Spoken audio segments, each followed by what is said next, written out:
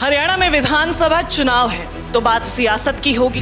इस सियासी रण में सभी रणबांकुरे उतर चुके हैं। तीसरी बार हरियाणा में भारतीय जनता पार्टी की सरकार आएगी और गुरुग्राम विधानसभा से हम भारी मतों से जीतेंगे। तो आप भी क्या यही रीत को अपनाने वाले हैं? जनता को अपना दहलीज का दरबारी बनाकर रखेंगे या उनके बीच जाकर उनकी समस्याओं का निदान करेंगे? कांग्रेस की तरफ से आरोप की कथनी और करनी में फर्क है। कांग्रेस भ्रष्टाचारी एक पार्टी है। बीजेपी ने जो काम करके दिखा दिए गुरुग्राम में वो कोई व्यक्ति नहीं कर सकता। कांग्रेस जो पार्टी है वो 100 का 100% वो भ्रष्टाचारी है, भ्रष्टाचारी है, भ्रष्टाचारी है, भ्रष्टाचारी। निर्दलीय का यहाँ पर कोई वजूद नहीं। नमस्कार, मैं हूं दामिनी वशिष्ठ और आप देख रहे हैं युवा बोलेगा, देश का पहला ऐसा वेब चैनल जो उठाता है देश के असली मुद्दों को और युवाओं के उज्जवल भविष्य के लिए बुलंद आवाज। इस वक्त मैं गुरुग्राम विधानसभा में मौजूद हूं और हमारे साथ मौजूद हैं बीजेपी से प्रत्याशी मुकेश शर्मा। सबसे पहले स्वागत करती हूं मैं आपका हमारे चैनल। आपके चैनल का भी स्वागत करते हैं हम गुरुद्रोण की नगरी में। बहुत बहुत स्वागत है। युवा बोलेगा चैनल अच्छा लगा। युवाओं के लिए हम लड़ाई संघर्ष करते हैं हमेशा। आप भी एक युवा कैंडिडेट हैं? बिल्कुल युवा कैंडिडेट है। हम एक समय पे और युवा कैंडिडेट थे जब 2009 में हमें टिकट मिली, तो उस दौरान भी सब। हरियाणा में विधानसभा चुनाव है तो बात सियासत की होगी और होनी भी चाहिए। इस सियासी रण में सभी रणबांकुरे उतर चुके हैं। तो आपको क्या लग रहा है इस वक्त क्या चुनौतियां हैं आपके सामने? कोई चुनौती नहीं है। तीसरी बार हरियाणा में भारतीय जनता पार्टी की सरकार आएगी और गुरुग्राम विधानसभा से हम भारी मतों से जीतेंगे। कांग्रेस की तरफ से आरोप लगाया जा रहा है कि कथनी और करनी में बीजेपी के में फर्क है। फाइलों में, कागजों में जिस तरह से जुल्में दिखाकर आप वोट मांगते हैं, लेकिन ज़मीनी हकीकत में ज़मीन आसमान का फर्क है। इस पर क्या कहेंगे आप? बीजेपी के काम करने की शैली बिल्कुल अलग है। कांग्रेस भ्रष्टाचारी एक पार्टी है।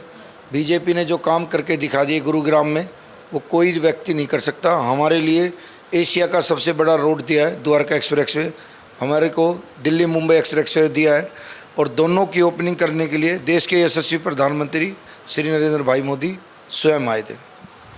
यहाँ से जो निर्दलीय उम्मीदवार है नवीन गोयल, वो मूलभूत सुविधाओं के लिए चुनाव प्रचार में लगे हुए हैं। ये मुद्दे उन्होंने उठाए हुए हैं, ना जल निकासी है, ना ही चरमराई हुई सी हालत है सड़कों की। और साथ ही साथ मैं आपसे ये भी सवाल पूछना चाहूँगी, हमारे जो पूर्व विधायक रहे सुधीर सिंगला जी, वो एक बार भी चुनाव जीतने के बाद जनता के बीच नहीं गए। तो आप भी क्या यही रीत को अपनाने वाले हैं? क्या बाद में जनता को अपना दहलीज का दरबारी बनाकर रखेंगे या उनके बीच जाकर उनकी समस्याओं का निदान करेंगे?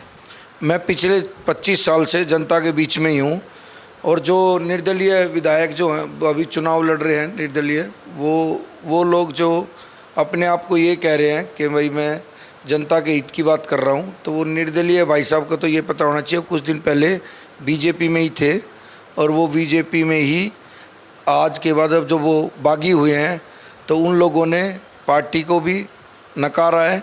और उन लोगों ने आज के युग में वैसे ही लोग, वही लोग जो कहते थे भारतीय जनता पार्टी हमारी माँ है, उनके ही लोगों का विषय है कि आज वो लोग भारतीय जनता पार्टी के खिलाफ़ है, और भारतीय जनता पार्टी के तो खिलाफ़ है ही, वो सनातन के भी खिलाफ़ है। इसीलिए मैं उनको ये कहना चाहता हूँ कि विधानसभा के चुनाव के प्रति भारतीय जनता पार्टी सदा एक्टिव रही है। और सुधीर सिंगला जी जो भाई है हमारे, उनको थोड़ी मेडिकल दिक्कत थी, तो इसलिए वो जनता के बीच में ना जा पाए। हमारा एक मानना है कि 25 साल से हम रेगुलर इस पार्टी के लिए काम कर रहे हैं, रेगुलर करते रहेंगे। निर्दलीय का यहाँ पर कोई वजूद नहीं है। आपके अनुसार बीजेपी में पिछले 5 सालों में क्या बदलाव हुआ है? युवा बोलेगा बदलाव के ऊपर बात कर रहे हैं। अगर हम देखें 5 सालों में किन मुद्दों के ऊपर, किन बातों को लेकर आप जनता से चुनाव के लिए अपील कर रहे हैं, अपने मत के लिए मांग कर रहे हैं? सबसे पहले तो युवाओं के लिए एक बहुत अच्छी बात है। कांग्रेस के राज में युवा नौकरी के लिए खर्ची, पर्ची और रिश्वत देने का काम चलता था। भारतीय जनता पार्टी के 10 साल में ना कोई पर्ची चली, ना कोई खर्ची चली, और कैडर के हिसाब से लोगों को जॉब मिली है। जिसकी जो मेरिट थी उस हिसाब से जॉब मिली है। मैं आपके सामने एक वादा कर रहा हूँ कि वास्तव में ही भारतीय जनता पार्टी एक डेडिकेटेड पार्टी है, संस्कारी पार्टी है। इसकी विचारधाराएं अलग है। कांग्रेस जो पार्टी है वो 100 का 100% वो भ्रष्टाचारी है, भ्रष्टाचारी है, भ्रष्टाचारी है, भ्रष्टाचारी। वैश्य समाज को इस बार टिकट नहीं मिली, इसका कितना असर पड़ेगा इस बार चुनाव पर? भारतीय जनता पार्टी कभी जाति आधारित टिकट नहीं देती, ये लोगों की सोच है।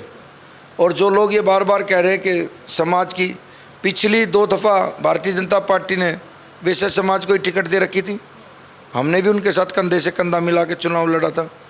उस बात की कोई दिक्कत नहीं है, सब लोग एक है। 36 बिरादरी की टिकट होती है और 36 बिरादरी चुनाव लड़ती। एक युवा कैंडिडेट होने के नाते क्या प्राथमिकताएं रहेंगी आपकी अगर आप ये चुनाव जीत जाते हैं तो? युवाओं को रोज़गार दिलाना। हमने अभी युवाओं के लिए रोज़गार मेला लगाया था, उसमें 11,000 युवाओं को जॉब दिलाई थी। और अब भी हमारा यही कार्य होगा, युवाओं को अच्छी तरह जॉब कराना और गुरुग्राम का विकास करना। गुरुग्राम में एलिवेटेड रोड लेके आना, गुरुग्राम में पीजीआई लेके आना, गुरुग्राम का बस स्टैंड बहुत हाईटेक बनाना, युवाओं के लिए एजुकेशन के लिए अच्छा स्कूल की प्रावधान कराना, बहन बेटियों के लिए स्कूटी दिलाना, उसके लिए जो कॉलेज जाएंगी। और आज एक लाडो जो लक्ष्मी योजना निकाली है मोदी जी ने, उससे 2100 रुपये पर महीने उसके अकाउंट में जाएंगे, तो साल के 25,000। बहनों को स्कूटी भी आप दिला देंगे और मल्टीनेशनल कंपनियों का निवेश भी यहाँ हो जाएगा, लेकिन इसके ट्रैफिक के ऊपर कैसे आप काम करेंगे? मैंने अभी बोला तो आपको, माननीय नितिन गडकरी जी, रोड एंड परिवहन मंत्री जी हमारे यहाँ पे आए थे और हमने उनको कहा खुले मन से कि गुरुग्राम को एलिवेटेड रोड चाहिए, तो उन्होंने, जो नितिन गडकरी जी यहाँ भर देते हैं वो 100% करते हैं। तो ये थे हमारे साथ बीजेपी प्रत्याशी मुकेश शर्मा। आपने सुना इनको क्या वादे और दावे हैं, और मैं आशा करती हूँ शो के माध्यम से आप अपने विधायक का चयन पूरी सूझबूझ के साथ कर पाएंगे। इसी मंतव्य के साथ मैं अपना वक्तव्य समाप्त करती हूँ। ये था युवा बोलेगा। कैमरा के पीछे है मिथिलेश, मैं हूँ दामिनी वशिष्ठ। इजाजत।